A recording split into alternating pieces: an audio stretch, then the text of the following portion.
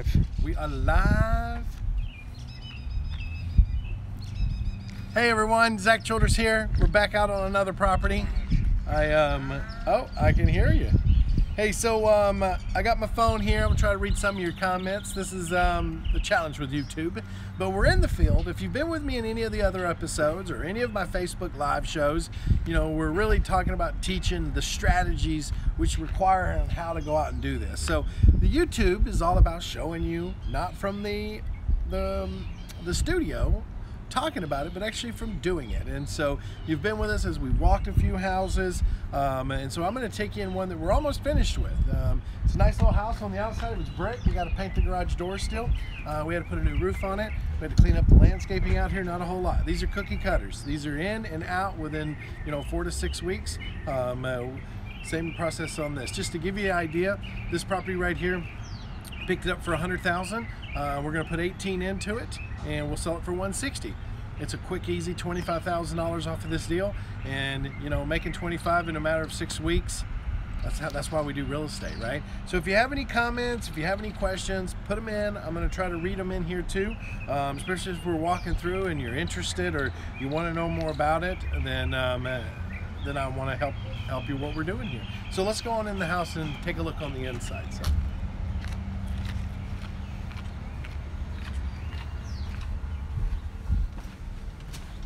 All right.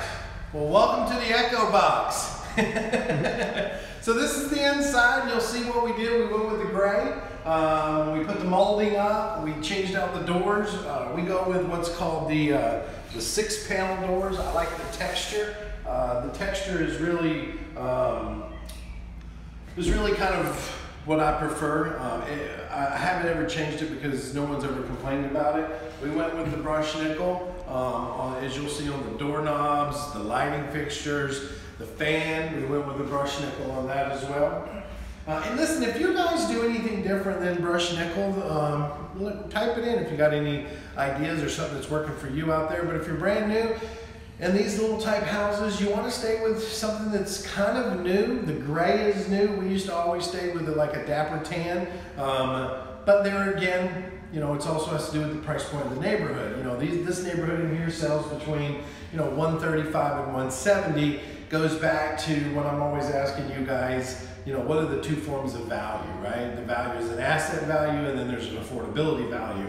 Well, this property fits right inside that affordability. The other thing I'll show you over here, these walls, they're kind of that textured, knockdown, wannabe orange pill look. Are you still alive? Yep. Oh, mine said it was cut off. Oh, there we go, it's back. Okay, now I gotta figure out how I got those comments back up again. Oh, there we go. Top comments, live chat. I'm gonna go back to live chat. Hey, I'm watching. If you guys are chatting it up, I wanna see it. Okay. Hey Ari. Hey Ari the cat. I love that name, Ari the cat. Yeah, reach out and say hi, guys. If you're on here watching, I'll give you a shout out. Love that. So, anyways, back to this property. The good thing is we was able to keep these floors. The floors were able to keep. There wasn't a lot of damage in them. We did move to a gray tile. And you'll see this tile continues throughout the house. Some little things we got to touch up. They got their mop bucket in here, which is good. So I'm going to walk you through the circle. The bathroom. In the bathroom, all we did really in here is we kept everything pretty much the same. We painted the walls. We changed some light fixtures, updated the toilet, updated the faucets. Pretty standard stuff in the bathroom. This is where a lot of you go wrong with rehabbing, is you go into a property that sells for $160 like this, and instead of putting $18,000 in it, you want to put $35,000, $40,000 into it, and you wonder why you can't make money on it. This is not those shows on TV. This is how do we make money and how do we make the property look at the level it needs to for the neighborhood. So, oh wow, we got a lot of people coming in. Edward, hey Edward. Michelle, hey. Edward says, hey from VT, love it. It says the video is unavailable, but I can still see you. It did it to me too. I just backed out and came back in. Anyways, coming through here, we've got a little laundry room in here. Same thing again, we did the gray tile, we did the paint, and then there's a 2-car garage out there. Here's something you need to be aware of. I'm a big believer that you put tile in any wet room, laundry, bathrooms, and kitchens. If you're not doing that, you need to think about that. So just a quick view of the bedrooms.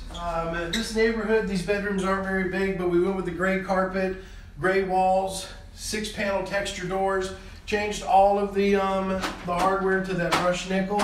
As you can see, the lights are matching with the brushed nickel. And I'm just taking you through because I want you to understand that not all these jobs that you look at out here are going to require, like I know if you watched me in episode 2, that was a big job. That was a big job we're taking on.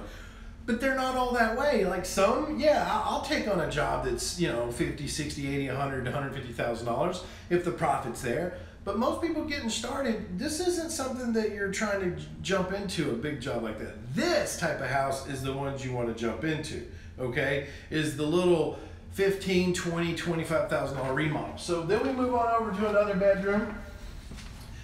This bedroom is a pretty cool bedroom. It actually has a direct access off into the kitchen. So that's nice. You can see same scenario. We're pretty consistent.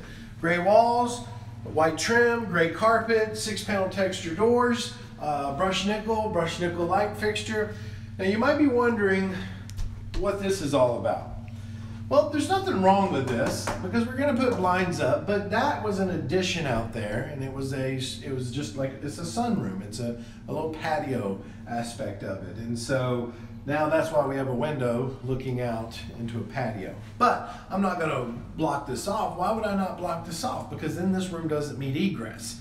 And then I can't classify it as a bedroom. A bedroom has to have a closet, it has to have a window for egress to escape, and it has to have heating and cooling to classify it as a bedroom. So if I came in here and said, oh, well, I don't like looking down the patio, let me block this wall off, now this becomes a study, and this becomes a 2-2 instead of a 3-2, and I lose the value that I'm going for.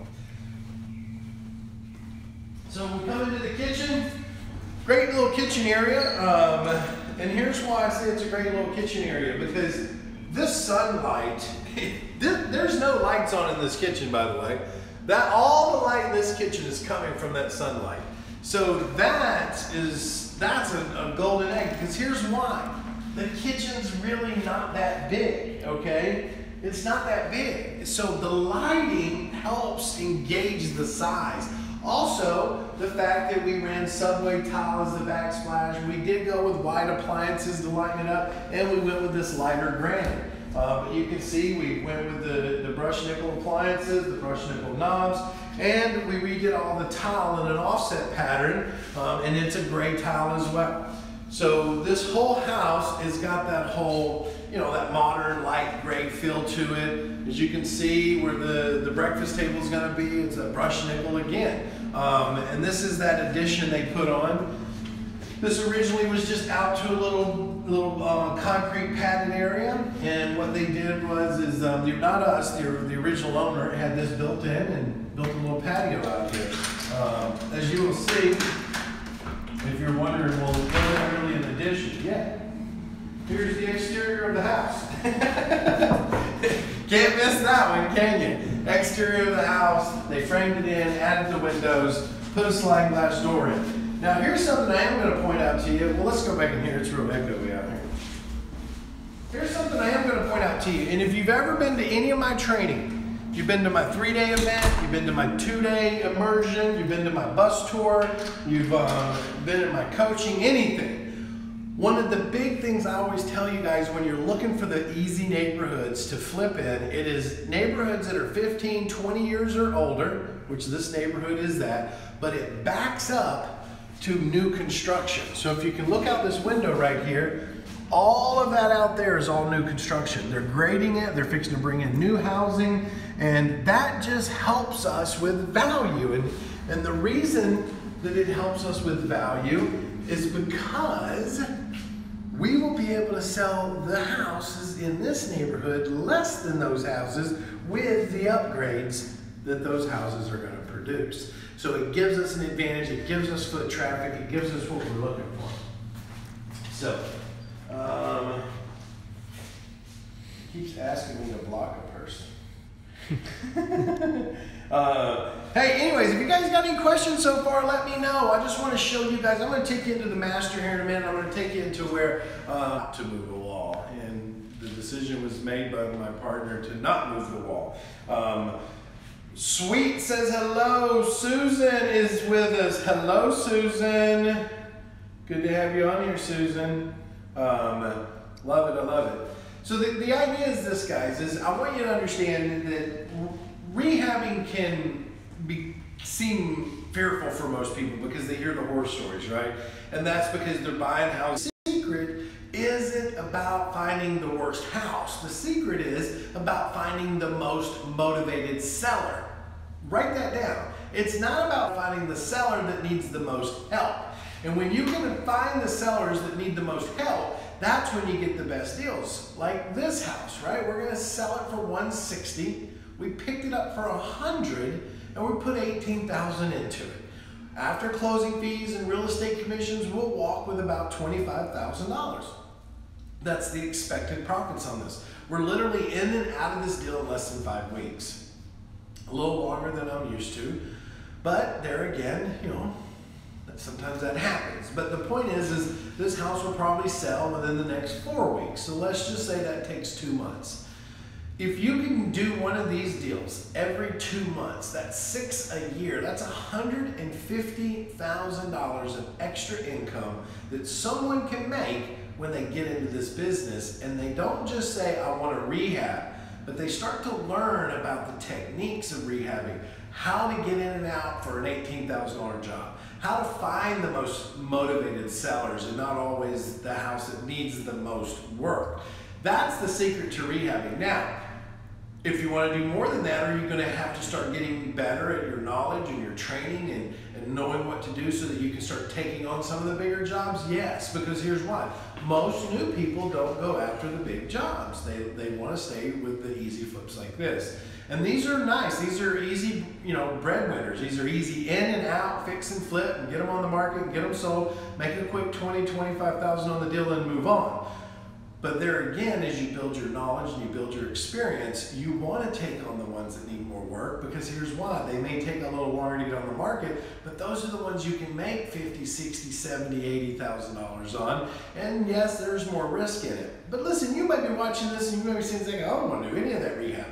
Well, then you just need to be focused on wholesaling contracts, assigning contracts. That's all you need to focus on. You need to find guys like me in your market that buy these houses, go find them, and then sell the contracts to people like me. And that is how I got started in real estate. You know, the key to getting in real estate is just getting started. So if you haven't ever gotten my book, that book will help you understand a few things. I have a book, it's called My First Deal Playbook. You can get it at Amazon, or you can get it at myfirstdealplaybook.com.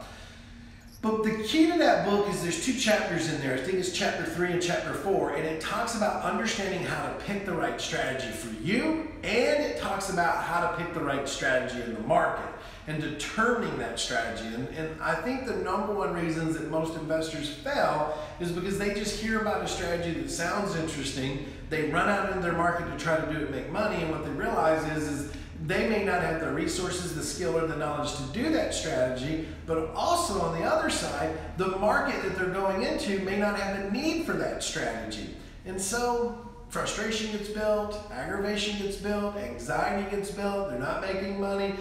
But you gotta change that. You gotta move with the market, and you gotta work the strategies that's gonna fit best for you. Let's see if I've got any questions coming through. Area says, looks beautiful inside. Thanks, Ari, I appreciate that. Super easy, right? Sometimes it's just making sure you're a designer by any regards, but I'm learning how to be more creative. So, looks beautiful inside. Was this house rentable when you bought it? No, it was not. Well, I mean, I guess somebody would have rented it, but I mean, the yard was trashed, inside was trashed, the countertops were all busted up. You know, the bathrooms were pretty yucky. The floors, yeah, they were old. Could you have cleaned it up and rented it? Yeah, you'd have been on the bottom end of the spectrum. But there was no need for that. This little neighborhood right here is such an easy first-time home buyer neighborhood. People can buy these houses for 130 to 170 over here in most cases. So those are easy entry neighborhoods for a lot of the people in our market. So Angela says, hello, Zach. Hello, hello, hello. Love it. You guys are great. Appreciate you being on here with me. Appreciate you following me in the field. You got to get your money right, and you got to get into real estate, guys. Let's go. Come on. Let's go on the master. What's the paint? So yeah, like literally, I hope you guys appreciate this because I'm bringing you right into the middle of a deal I'm in, right? We're wrapping it up. It'll be finished probably, I think, by Tuesday or Wednesday next week. So you get to see what they look like when we go into them, and then what they kind of look like when we're starting to come out of them, right? But in the master, it's a great little master. We did the same thing: gray carpet, gray walls, white trim, white appliances. The only thing we haven't changed out in here yet is the light fixture, but that'll get changed. One of my things that I always like to do, because so many people mount TVs on walls these days, is get the outlet and the cable lines up top. Even though we don't really see a lot of cable lines anymore, some people are still running off of antennas, you know. So, anyways, master.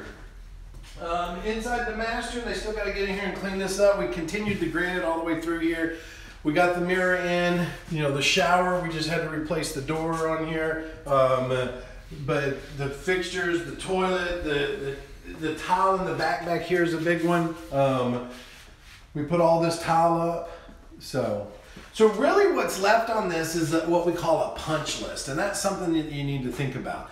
So, you know, the contractors will come running through here and they'll start going, okay, we got all the stuff done. They think it's done because they did the big stuff. But you have to, as the rehabber, come back through and do your punch list. What's a punch list? Well, it's anything that I see, like walking through the kitchen, I noticed there, and I'll show it to you. But little things like in here, if we look up here, you know, you got to have the eye for detail. He's got to come back through and he's got to fix this, right? This is where we put the lighting in. So he's got to come in here and fix this sheetrock, get all that sanded down, get it painted. We got to clean everything up. We got to get it all clean, sealed, caulked. We got to make sure all the stuff around the toilet's clean and caulked. But I'll show you one of the things that I saw. And I always love these little pocket doors. They're such space savers. But like in here, for example, you can see they grouted this kitchen, but you can see where they've come back through and tried to fill in these cracks. So this is something that has to be put on a punch list. You know, that's just, if you ask me, that's just laziness is what that is. They were in a hurry. So we have to come back through and we have to start pointing things out. Another thing I'll tell you I already noticed was up here. Some of you may not think it's a big deal, but you see where his roller, he was running his roller up and he hit the ceiling, and there's a little faint gray line right there that you can, oh, yeah, you can see it now, can't you? That I'm not going to deal with. I'm not going to deal with that. He's got to come back and fix that, okay? So the punch list is all the little things. And if you don't do a punch list on your walkthrough, you're not doing your job, okay? Let's just say what it is. You're being lazy. The punch list is what your job is to do. It's to walk through and point out all the little things before you give them the last draw. Remember, we don't pay out the last payment until everything is finished. The punch list, everything. Like the little grout here. Here is where we had a little bit of a question, because if you come over here, this is back in the living room. The living room is a good sized living room. And then the wall was here, and I asked this, why is this door here? Like, why do they have a door right here? Well, the original owner had an entertainment center in here. And this is where all of his TV and speakers and sound system and electronics went. So therefore, he had a full wall entertainment center. So the question says, do you add it back? You take this whole wall down, push it over, sheetrock this out, and add the extra 20 square foot, as Justin was saying. So that's the question. It's do you do that? And so this is where you guys start to come into what's the cost?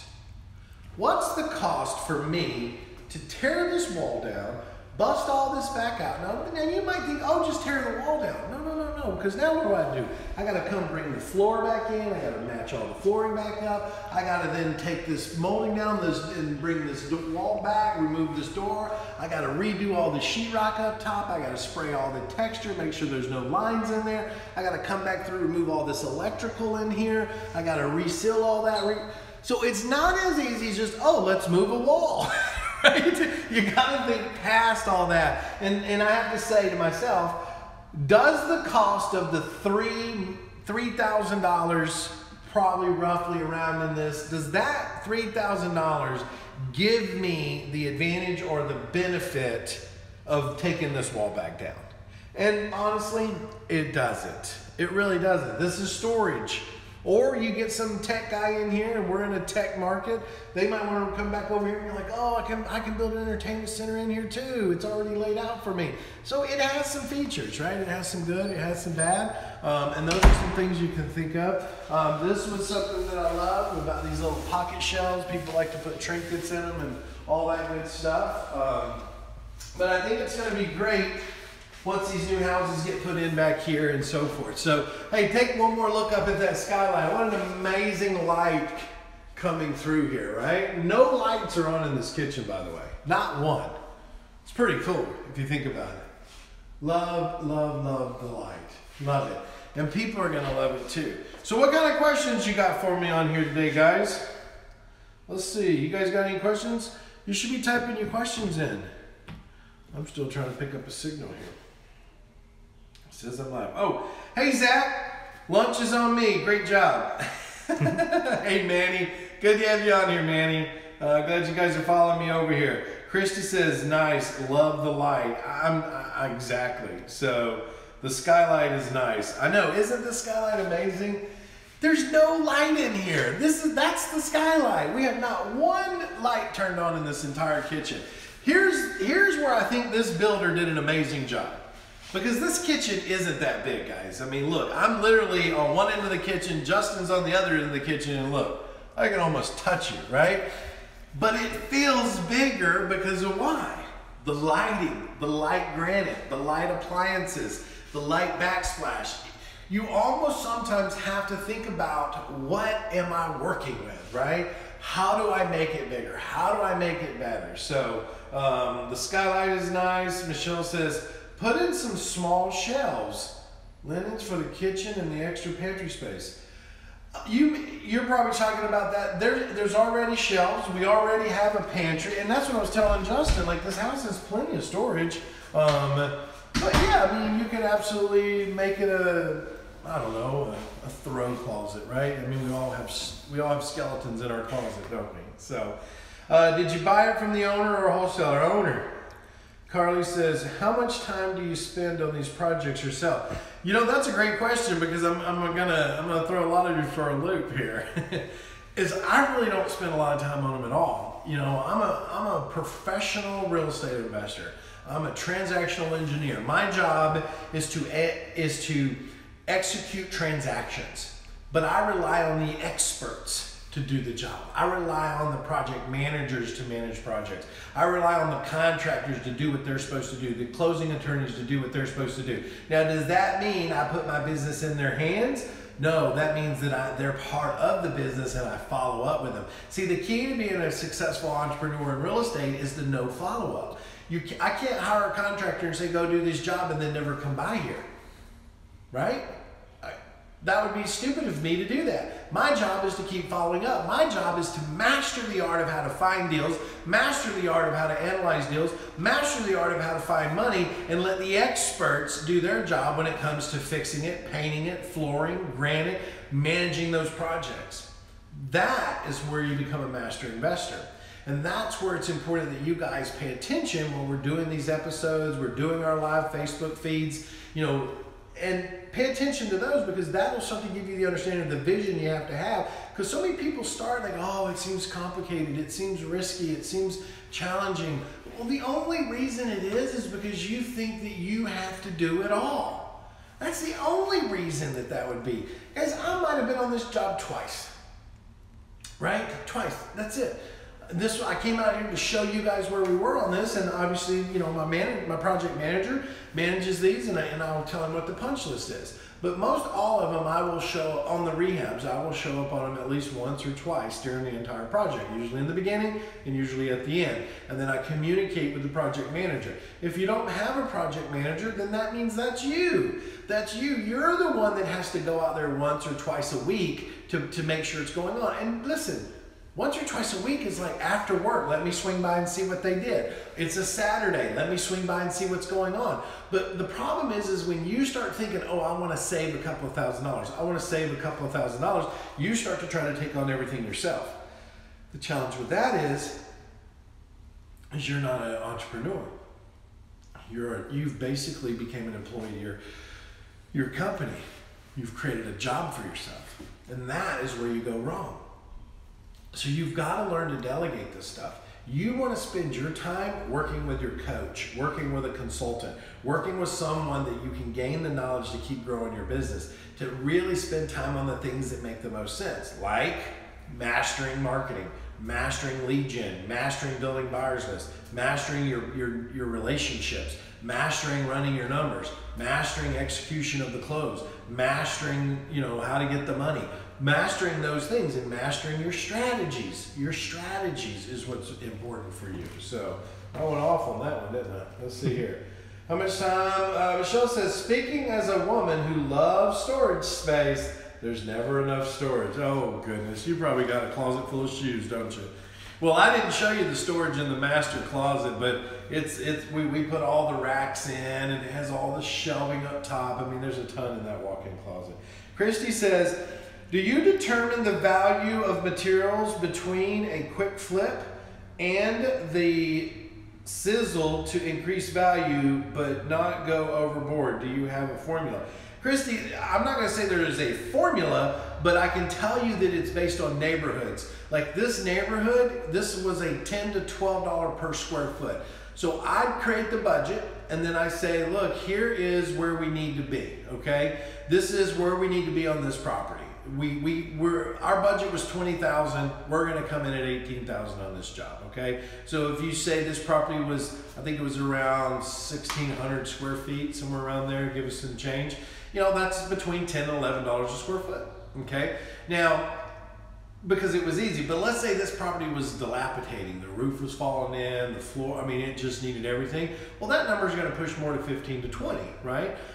If I'm doing a gut job like the one I took you up on the hill, well, you're talking more $50 to $60 a square foot, right? So it's not that I say, what's the sizzle factor? It's I look at the neighborhood, but I create a budget, and then I say, we have to work within this budget, okay? That's where a lot of people go wrong. They don't start with a budget, or they go, oh, I want to do this, and this, and this, and this, and I want to do this and this. And next thing you know, they're putting $18 in on a square foot on a rehab when they don't need to.